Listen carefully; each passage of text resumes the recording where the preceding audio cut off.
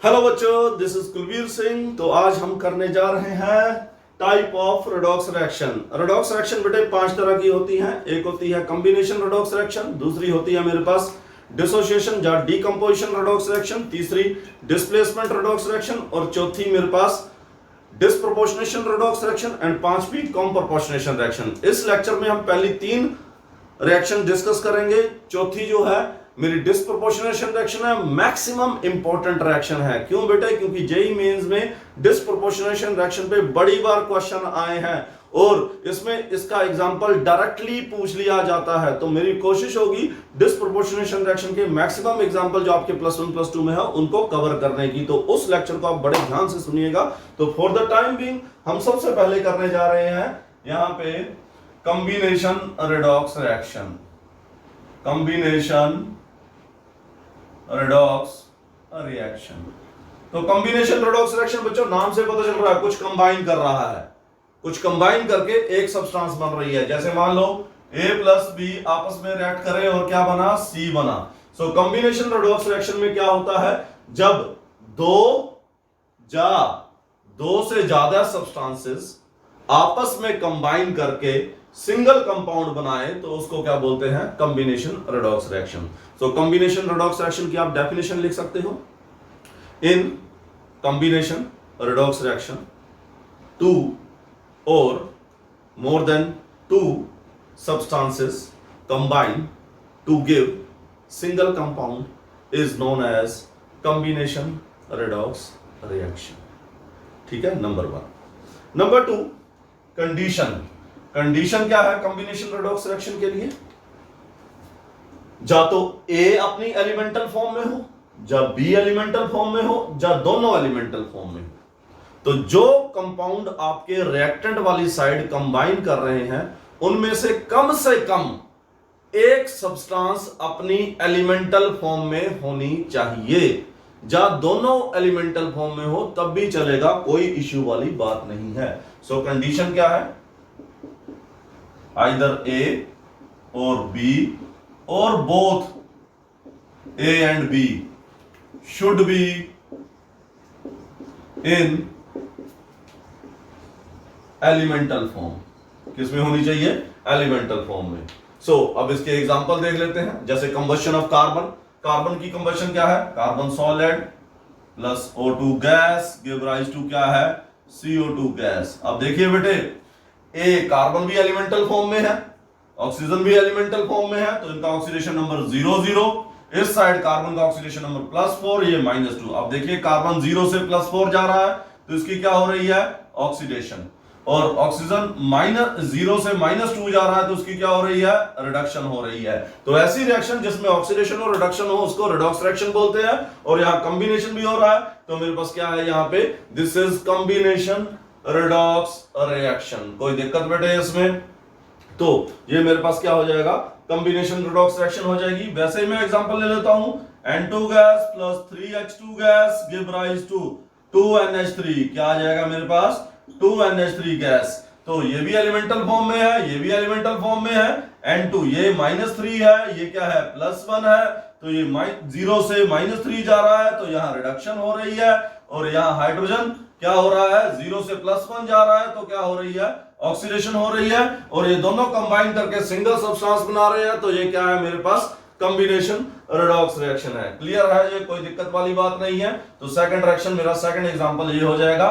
तो मेरे पास क्या है? दो से ज्यादा सब्सटेंसेस जब आपस में कंबाइन करके मेरे पास सिंगल कंपाउंड बनाए तो उसको कॉम्बिनेशन रिएक्शन बोलते हैं। क्या बोलते हैं? कॉम्बिनेशन रिएक्शन बोलते हैं। अब तो एक आधा एग्जांपल और ले लेते हैं हम यहां पे। जैसे मान लो कंबशन ऑफ मीथेन की बात करूं मैं। किसकी बात करूं बेटे?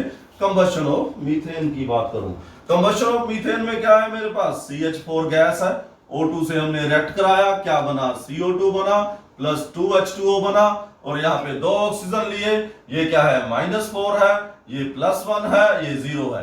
एक सब्सटेंस अपनी एलिमेंटल फॉर्म में है, ये क्या बन गया? +4 हो गया, ये क्या हो गया? -2 हो गया, ये +1 है, ये -2 है। अब आपके दिमाग में क्वेश्चन आएगा कि सर आपने तो बोला था दो से ज्यादा सब्सटेंस कंबाइन करके सिंगल सब्सटेंस बने ना। दो से ज्यादा सब्सटेंस कंबाइन करके सिंगल सब्सटेंस बने, अगर उससे ज्यादा सब्सटेंस बनती है और उनका ऑक्सीडेशन स्टेट नहीं चेंज हो रहा है, तो सिर्फ हम उसी को देखेंगे जिसमें ऑक्सीडेशन स्टेट चेंज हो रही है। तो देखिए बेटे, -4 से +4 जा रहा है, यहां क्या हो रही है, ऑक्सीडेशन। और मेरे पास यहां पे ऑक्सीजन 0 से -2 जा रहा है, क्या हो रही है, रिडक्शन। अब आप कहोगे भाई यहां भी तो क्या हो रहा है, -0 से -2 जा रहा है, यहां भी क्या हो रही है, रिडक्शन। तो ये चीज और ये चीज तो सेम है, तो इसको तो मैं काउंट करूंगा नहीं। और यहां +1 हाइड्रोजन से +1 हाइड्रोजन ही बन रहा है, तो इस रेडॉक्स चेंज को मैं काउंट नहीं करने वाला। तो मैं लिख सकता हूं all combustion reactions are the combination reactions. तो मेरे पास क्या है, हाइड्रोकार्बन की जो कंबशन होगी वो क्या कहलाएगी, कॉम्बिनेशन रिएक्शन कहलाएगी। क्लियर है, कोई दिक्कत वाली बात नहीं है। नेक्स्ट रिएक्शन बेटे है हमारे पास डिसोसिएशन, जो डीकंपोजिशन रेडॉक्स रिएक्शन। कौन सी बेटे, डिसोसिएशन या डीकंपोजिशन रेडॉक्स रिएक्शंस। सो इसमें मेरे पास क्या है, नाम से पता चला कुछ टूट रहा है भैया। जैसे ये मेरे पास पेन है, पेन कैसे टूटा, ये सिंगल पेन था, जब टूटा तो क्या बना, एक कैप बनी, एक बॉडी बनी। तो एक सब्सटेंस ने टूट के एक से ज्यादा सब्सटेंस बनाई। तो डीकंपोजिशन या डिसोसिएशन रिएक्शन हम उसको बोलेंगे जिसमें एक कंपाउंड ब्रेक करके एक से ज्यादा कंपाउंड बनाए, जब दो से ज्यादा कंपाउंड बनाए तो उसको क्या बोलेंगे, डिसोसिएशन रिएक्शन। पर कंडीशन क्या है, कंडीशन आपकी वहां रिडक्शन और ऑक्सीडेशन होनी चाहिए, मतलब वहां ऑक्सीडेशन नंबर चेंज होना चाहिए। तो मेरे पास मान लो मेरे पास ए है, ए ब्रेक कर रहा है B+C में, ठीक है। क्या ब्रेक कर रहा है, B+ क्या है, C में ब्रेक कर रहा है। तो डिसोसिएशन रिएक्शन कौन सी होगी, आप डेफिनेशन लिख सकते हैं। Dissociation reactions are those reaction in which single compound dissociate into 2 or more than 2 substances. Clear है, ये डेफिनेशन आपने लिख ली। अब कंडीशन क्या है, कंडीशन जैसे कॉम्बिनेशन रिएक्शन की कंडीशन थी, यहां भी कंडीशन क्या है, number 1 oxidation number should be change, तभी वो रेडॉक्स रिएक्शन कहलाएगी। So write down, oxidation number should be changed in reactant side and product side. Second condition, जो आपका जो B बना या C बना, इसमें से जा तो B एलिमेंटल स्टेट में हो या आपका C एलिमेंटल स्टेट में होना चाहिए, ठीक है। तो सेकंड कंडीशन आप लिख सकते हो, आइदर B और C और both B and C should be in elemental state, should be in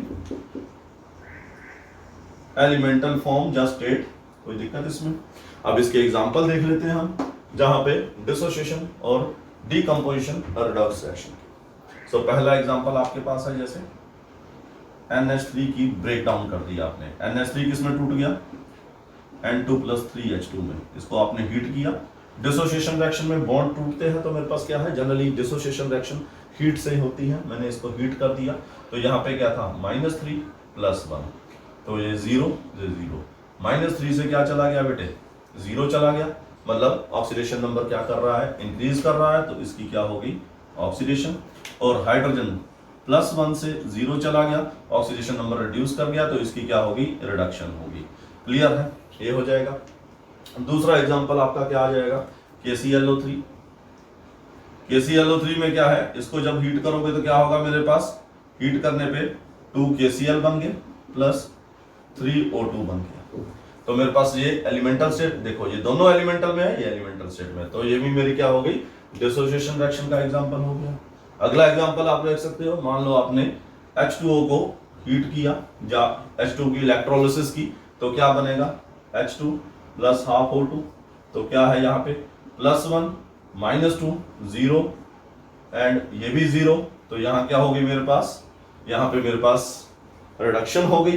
क्या हो गई बेटे, रिडक्शन हो गई। यहाँ पे क्या हो गई, ऑक्सीडेशन हो गई। सो मेरे पास डिसोसिएशन, डीकंपोजिशन, रेडॉक्स रिएक्शन क्या होती है, जिसमें एक सब्सटेंस ब्रेक करके 2 या 2 से ज्यादा सब्सटेंस बनाए, कंडीशन क्या है, जहां पे ऑक्सीडेशन नंबर चेंज होना चाहिए और बी और सी में से एक सब्सटेंस अपनी एलिमेंटल फॉर्म में होनी चाहिए। ये मेरे पास क्या आ जाएगी, dissociation decomposition reaction. Next reaction is the displacement reaction. क्या है बेटे, डिस्प्लेसमेंट रिएक्शन। नाम से ही आपको पता चल रहा है बेटे, डिस्प्लेसमेंट, कोई एक सब्सटेंस दूसरी सब्सटेंस को उसके कंपाउंड से डिस्प्लेस करेगी। Displacement reaction,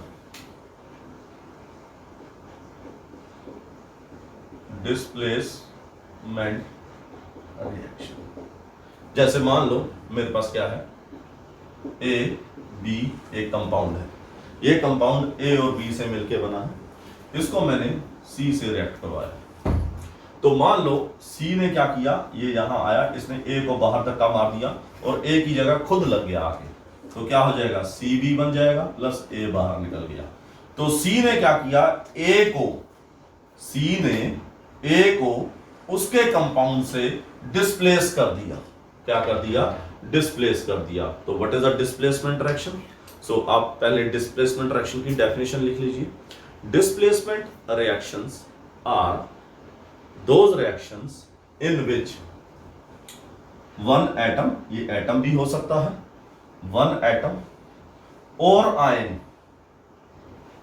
displace the other atom or other ion from its compound is known as displacement reaction। क्या हो सकती है वो, डिस्प्लेसमेंट रिएक्शन हो सकती है। अब बेटे जो डिस्प्लेसमेंट रिएक्शन होती है ये दो तरह की होती है।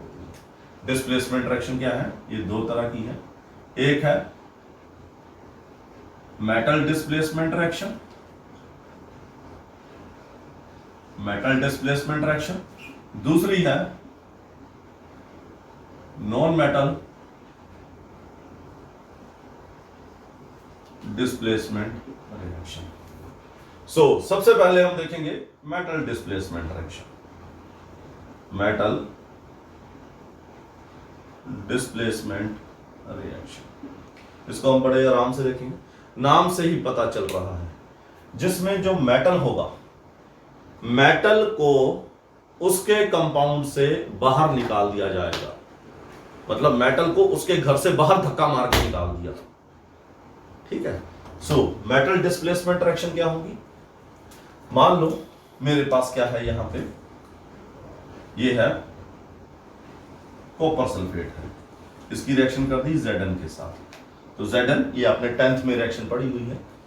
Zn क्या करेगा, इसको कॉपर को, ये कॉपर का घर है, इसका कंपाउंड इसका घर है, तो ये खुद आया, इसने क्या कर दिया, इसके घर पे कब्जा कर लिया और इसको धक्का मार के बाहर निकाल दिया, कॉपर बाहर निकल गया।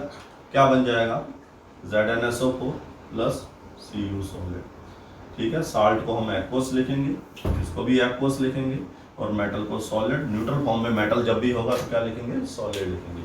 सो मेटल डिस्प्लेसमेंट रिएक्शन क्या होती है बेटे, मेटल डिस्प्लेसमेंट रिएक्शन वो होती है, ठीक है। So write down, in which the metal, ये वाला metal is displaced from its compound by another metal. तो इसको मेटल डिस्प्लेसमेंट रिएक्शन भी बोल सकते हैं, जिसमें एक मेटल दूसरे मेटल को डिस्प्लेस कर रहा है। So metal displacement reaction in which metal is displaced from its compound by another metal is known as displacement reaction. अब इसको थोड़ा सा हम डिटेल में करेंगे। हुआ क्या बेटे, अगर मैं ऑक्सीडेशन नंबर देखूं, जिंक न्यूट्रल है, ये 0 है। यहां तुम्हें पता है SO4 सल्फेट आयन होते हैं, इस पे -2 चार्ज होता है, तो चार्ज बैलेंसिंग के लिए इस पे चार्ज क्या होगा, +2। तो यहां पे इस सल्फेट आयन पे क्या चार्ज है, -2, यहां +2 है, ये 0। तो देखिए बेटे, जिंक की क्या हो रही है, जिंक की ऑक्सीडेशन हो रही है, क्योंकि उसका ऑक्सीडेशन नंबर बढ़ रहा है। और कॉपर की क्या हो रही है बेटे, रिडक्शन हो रही है। तो मेटल डिस्प्लेसमेंट रिएक्शन तभी हो सकती है जब जो मेटल दूसरे मेटल को डिस्प्लेस करने जा रहा है वो ऑक्सीडाइज होने की हिम्मत रखता हो, उसकी ऑक्सीडेशन हो जाए और जो डिस्प्लेस हो रहा है उसकी क्या हो जाए, रिडक्शन हो जाए।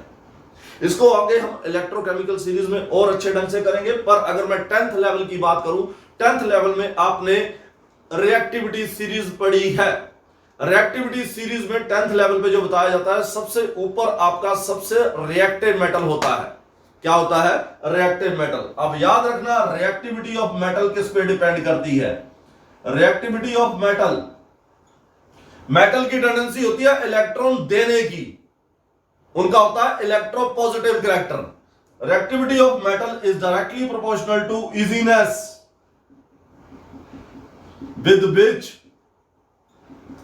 इट कैन गिव इलेक्ट्रॉन, जो जितनी आसानी से इलेक्ट्रॉन दे दे, मतलब जो जितनी आसानी से ऑक्सीडाइज हो जाए। The metal which get oxidize easily is more reactive. तो easiness with which metal can give electron and directly proportional to, ठीक है, जितनी आसानी से वो क्या देगा? Directly proportional to electropositive character, electropositive character. और तुम्हें पता है electropositive character is inversely proportional to electronegative character और electropositive character is directly proportional to size. तो जिसका साइज बड़ा होगा उसका इलेक्ट्रोपॉजिटिव कैरेक्टर ज्यादा होगा, जिसका इलेक्ट्रोपॉजिटिव कैरेक्टर ज्यादा होगा वो इजीली इलेक्ट्रॉन देगा, और जो जितनी जल्दी इलेक्ट्रॉन देगा उतनी जल्दी वो क्या करेगा? ऑक्सीडाइज होगा, और वो क्या करेगा? आयन की फॉर्म में कन्वर्ट हो जाएगा। जैसे यहां पे Zn देखिए, Zn जल्दी किस में कन्वर्ट हो गया? Zn2 पॉजिटिव प्लस 2 इलेक्ट्रॉन में। और यहां पे कॉपर की रिएक्टिविटी कम है, तो ये साल्ट को हमेशा हम आयन की फॉर्म में लिखते हैं, नेगेटिव यहां अटैक करेगा, ये यहां अटैक करेगा, तो ये जल्दी आयन की फॉर्म में कन्वर्ट हो गया, ये इसके साथ चिपक जाएगा आके और जिंक सल्फेट बना लेगा। तो याद रखिए, reactivity of metal is directly proportional to easiness with which it can give the electron, directly proportional to the electropositive character, inversely proportional to the electronegative character। तो जिसका इलेक्ट्रोपॉजिटिव कैरेक्टर ज्यादा होगा, जिस मेटल का इलेक्ट्रोपॉजिटिव कैरेक्टर ज्यादा होगा, वो जल्दी आयन बनाएगा, इससे ज्यादा उसकी पावर होगी आयन बनाने की, तो ये अपना इलेक्ट्रॉन इसको दे देगा और खुद क्या हो जाएगा? ऑक्सीडाइज हो जाएगा। ठीक है, सो more electropositive metal is more reactive than less electropositive metal। तो रिएक्टिविटी सीरीज में जो सबसे ऊपर लिखे होते हैं वो होते हैं मोर इलेक्ट्रोपॉजिटिव, जो नीचे लिखे होते हैं वो लेस इलेक्ट्रोपॉजिटिव मेटल होते हैं। तो 10th के लेवल की मैं बात बता रहा हूं आपको। अभी तो हम इलेक्ट्रोकेमिकल सीरीज पढ़ेंगे, उल्टा पुल्टा हम कैसे भी ले सकते हैं। तो हमेशा याद रखिए, अगर मेटल की रिएक्टिविटी सीरीज है तो more electropositive metal will displace less electropositive metal from its compound। Hindi में लिखना है तो लिख लीजिए, ऊपर वाला मेटल, ऊपर वाला मेटल मतलब जो ज्यादा रिएक्टिव है, नीचे वाले मेटल को डिस्प्लेस कर देगा उसके कंपाउंड से। क्लियर है? So this is metal displacement reaction. क्या हो जाएगी जरूरी? मेटल, और मेटल मेटल को ही डिस्प्लेस करेगा। सेकंड है non metal displacement reaction. Non metal displacement reaction, अब मुझे नॉन मेटल को डिस्प्लेस करना है। ठीक है, क्या है मेरे पास? Non metal displacement reaction. तो बेटे अभी अभी आपने देखा कि जो मेटल डिस्प्लेस हो रहा है, जो अपने कंपाउंड को छोड़ के जा रहा है, उसका इलेक्ट्रोपॉजिटिव कैरेक्टर क्या होना चाहिए? कम होना चाहिए। तो नॉन मेटल डिस्प्लेसमेंट रिएक्शन में जो भी डिस्प्लेस हो रहा है उसकी रिडक्शन होनी चाहिए। सिंपल याद रखो, जो अपने कंपाउंड को छोड़ के जा रहा है उसकी रिडक्शन होनी चाहिए। तो नॉन मेटल रिडक्शन होनी चाहिए, मतलब उसको कोई इलेक्ट्रॉन देने वाला होना चाहिए। तो नॉन मेटल को कौन कौन इलेक्ट्रॉन दे सकता है? नॉन मेटल को मेटल भी इलेक्ट्रॉन दे सकता है और नॉन मेटल भी इलेक्ट्रॉन दे सकता है। तो ये दो तरह की होती है। एक होती है non metal metal displacement reaction, जिसमें मेटल नॉन मेटल को डिस्प्लेस करेगा। पहली नॉन मेटल मेटल डिस्प्लेसमेंट, आप लिख सकते हैं डिस्प्लेसमेंट रिएक्शन। आप इसकी डेफिनेशन लिख सकते हैं, in which metal atom displace non metal from its compound, जिसमें मेटल नॉन मेटल को उसके कंपाउंड से क्या करे?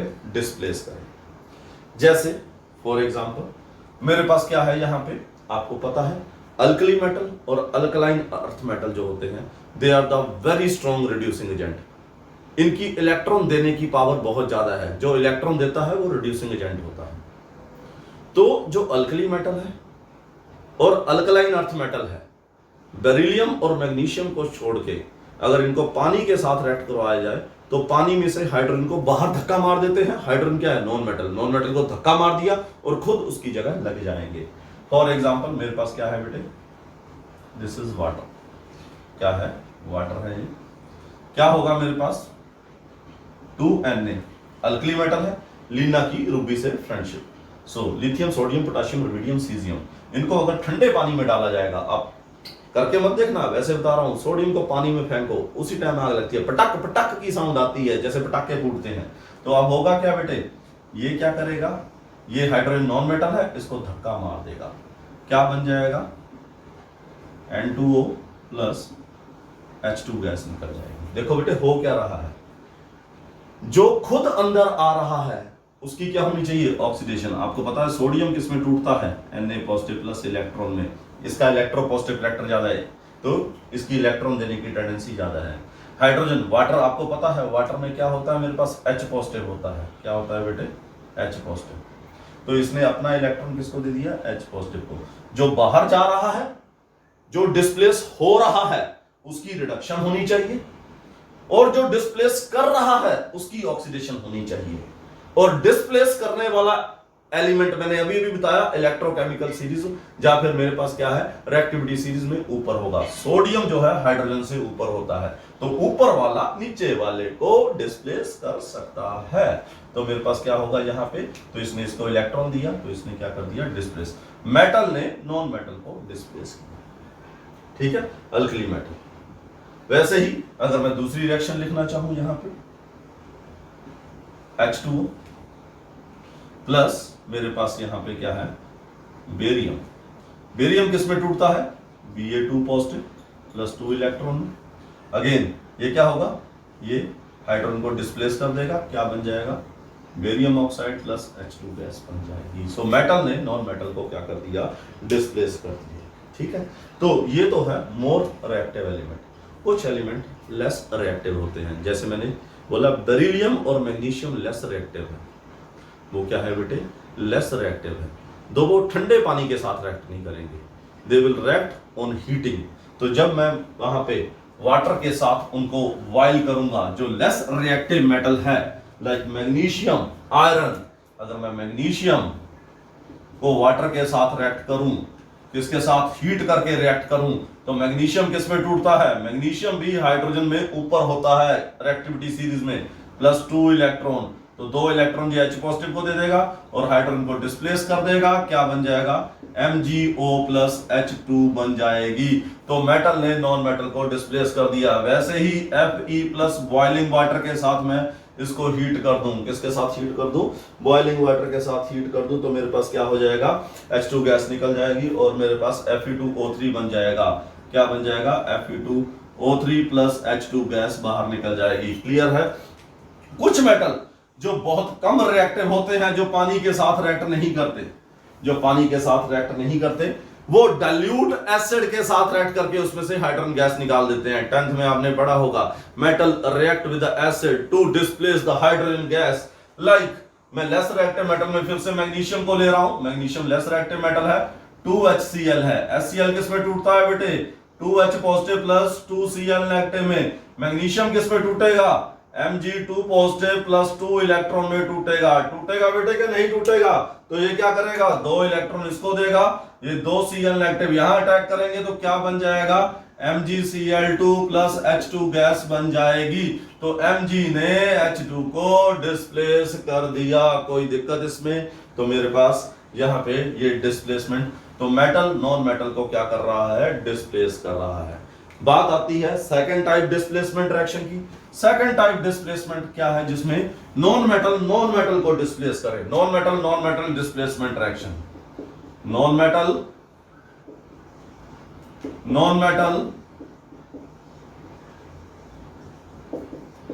Displacement reaction. नाम से ही पता चल रहा है, मुझे बताने की जरूरत ही नहीं है। एक नॉन मेटल दूसरे नॉन मेटल को उसके कंपाउंड से क्या कर रहा है, डिस्प्लेस कर रहा है। अब ध्यान से सुनिएगा, नॉन मेटल की रिएक्टिविटी कैसे देखी जाती है।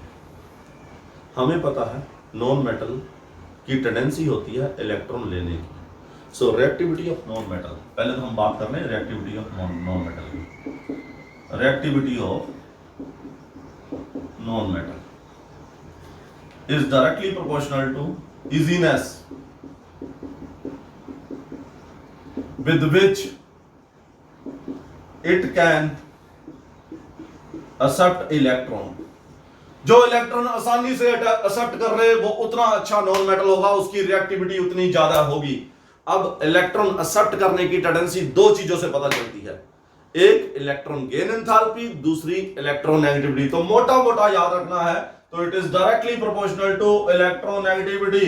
जिसकी इलेक्ट्रोनेगेटिविटी ज्यादा होगी वो ज्यादा रिएक्टिव मेटल होगा। और पूरे पीरियोडिक टेबल में फ्लोरीन की रिएक्टिविटी सबसे ज्यादा होती है। और मुझे पता है जो इलेक्ट्रॉन एक्सेप्ट करता है वो ऑक्सीडाइजिंग एजेंट होता है। तो फ्लोरीन जो है पूरे पीरियोडिक टेबल में सबसे स्ट्रॉन्ग ऑक्सीडाइजिंग एजेंट है। क्लियर है ये, कोई दिक्कत इसमें?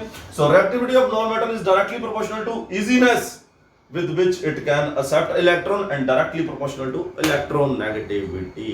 क्लियर है ये, कोई दिक्कत इसमें? तो आप इसमें सीधा याद रख लीजिए, जो ज्यादा इलेक्ट्रोनेगेटिव नॉन मेटल होगा वो लेस इलेक्ट्रोनेगेटिव नॉन मेटल को उसके कंपाउंड से डिस्प्लेस कर देगा। So more electronegative non-metal will displace the less electronegative non-metal from its compound,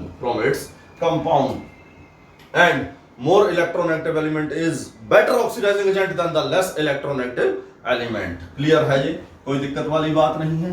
तो जैसे मैं बात करूं यहाँ पे, किसकी बात करूं मैं यहाँ पे? नॉन मेटल डिस्प्लेसमेंट रिएक्शन की। मान लो मेरे पास क्या है बेटे, यहाँ पे है NaCl, ठीक है, जा मैं लिख लेता हूं।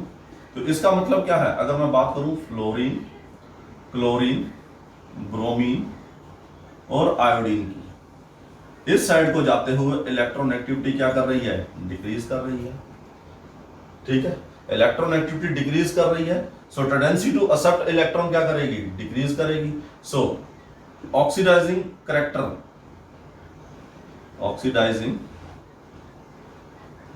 क्या करेगा? डिक्रीज करेगा। तो फ्लोरीन जो है, ठीक है, तो अगर मुझे लिखना हो power of oxidising agent, oxidising character, fluorine is greater than chlorine, chlorine is greater than bromine, bromine is greater than iodine.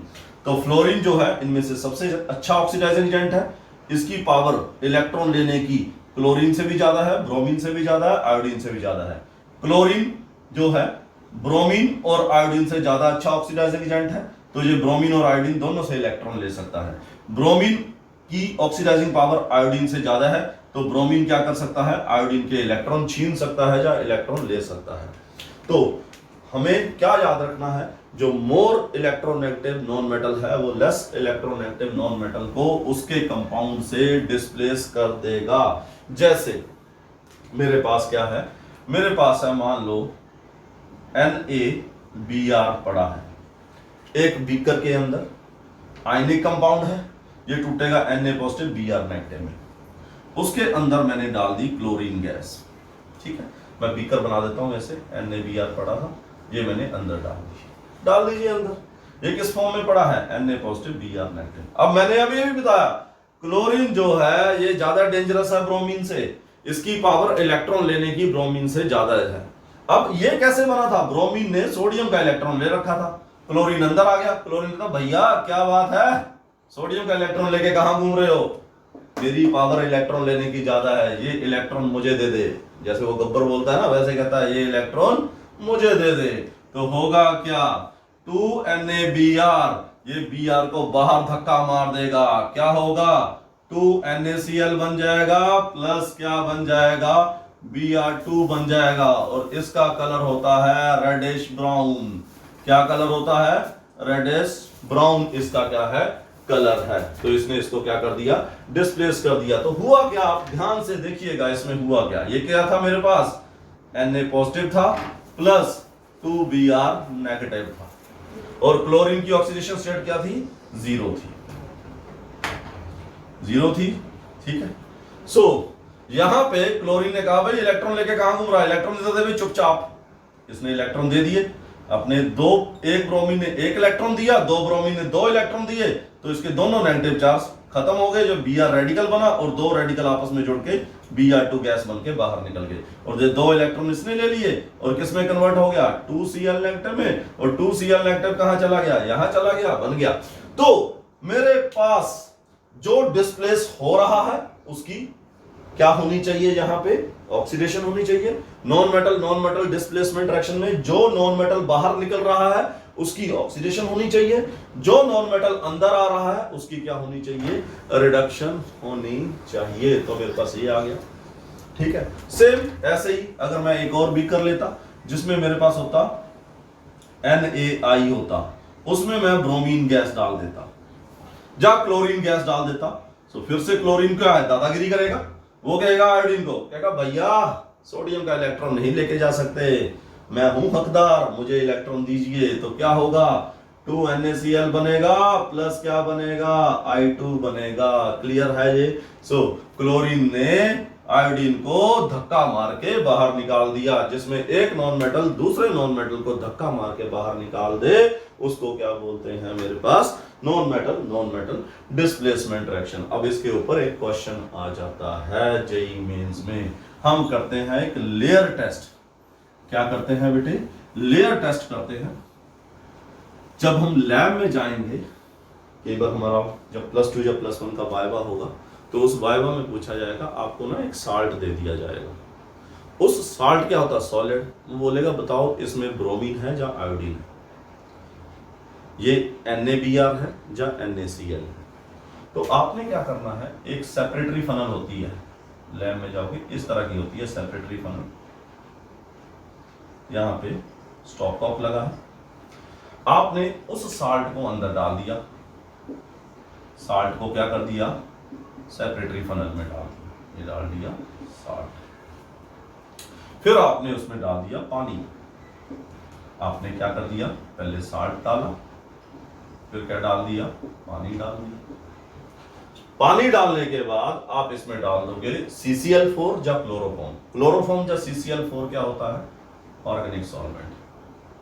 CCl4 या chloroform, this is organic solvent. ये ऑर्गेनिक सॉल्वेंट है। ऊपर से आपने स्टॉप कॉक लगाया, stop Kock लगा के आप इसको ऐसे से शेक करोगे, क्योंकि ऑर्गेनिक सॉल्वेंट और पानी आपस में मिक्स नहीं होते। जब ये शेक करोगे, शेक करने के बाद इसको क्या कर दिया आपने? यहाँ पे क्या डाल दिया? साल्ट डाला, पानी डाला, फिर क्या डाला? क्लोरोफॉर्म डाला या CCl4। CCl4 बड़ा कम यूज करते हैं क्योंकि ये कार्सिनोजेनिक होता है, इसलिए हम क्लोरोफॉर्म यूज करेंगे। तो उसके बाद शेक करने के बाद इसको आप छोड़ दोगे। जब छोड़ दोगे तुम्हें पता है ऑर्गेनिक लेयर पानी में डिसॉल्व नहीं होगी, पानी में सिर्फ साल्ट डिसॉल्व होगा। क्या डिसॉल्व होगा? साल्ट डिसॉल्व होगा। प्लस आपने क्या किया? यहां साल्ट डाला, क्या डाला? पानी डाला और क्लोरोफॉर्म डाला, और साथ में शेक करने से पहले क्या करोगे आप? यहां पे आप डाल दोगे, यहां पे साल्ट डाला था आपने, यहां पे डाल दी क्लोरीन वाटर डाल दिया। क्या डाल दिया? क्लोरीन वाटर डाल दिया, जिसके अंदर क्लोरीन प्रेजेंट है। क्या प्रेजेंट है? क्लोरीन डाल दिया। क्लोरीन डालोगे तो रिएक्शन क्या होगी? अगर वो NaBr है तो वो क्लोरीन के साथ रिएक्ट करके क्या बनाएगा बेटे? वो बनाएगा 2NaCl प्लस क्या बनाएगा? Br2, जिसका कलर क्या है? रेडिश ब्राउन है। और ये पानी में सॉल्युबल नहीं होगी, ये ऑर्गेनिक सॉल्वेंट में सॉल्युबल होगी। नीचे आपका ऑर्गेनिक सॉल्वेंट होता है क्योंकि क्लोरोफॉर्म भारी होता है और पानी हल्का है, ऊपर पानी होगा। तो पानी में क्या चला जाएगा आपका? NaCl पानी में चला गया, नीचे क्या आ गया आपका? ब्रोमीन। अगर नीचे कलर आपका रेडिश ब्राउन आ गया तो आप कहोगे मैडम जो आपने साल्ट दिया था वो NaBr था या ब्रोमीन का साल्ट था। किसका साल्ट था? ब्रोमीन का। बाई चांस अगर वो सोडियम आयोडाइड होता, आपने क्लोरीन डाला, क्या डाला बेटे? क्लोरीन डाला तो मेरे पास क्या हो जाएगा 2NaCl, NaCl अगेन पानी में चला जाएगा और प्लस क्या आएगा मेरे पास I2 ऑर्गेनिक सॉल्वेंट में डिसॉल्व होगा, मतलब क्लोरोफॉर्म में डिसॉल्व होगा, तो नीचे कलर क्या आ जाएगा, इसका कलर होता है वायलेट। अगर नीचे कलर वायलेट आ गया तो आपको हो गया ये आयोडीन का साल्ट था। तो इसको हम लेयर टेस्ट बोलते हैं। एक लेयर का कलर चेंज हो जाएगा, ऑर्गेनिक सॉल्वेंट की लेयर का कलर क्या हो जाएगा, चेंज हो जाएगा। ठीक है बेटे, so this is all about displacement reaction. Next reaction का नेक्स्ट जो टाइप की रिएक्शन है वो बहुत ज्यादा इंपॉर्टेंट है, that is a disproportionation reaction. मैं बार बार बोल रहा हूं, उसका एक एक एग्जांपल आप रट लीजिएगा। ठीक है जी, ओके देन, थैंक यू। ठीक है, please like and subscribe my channel. Okay.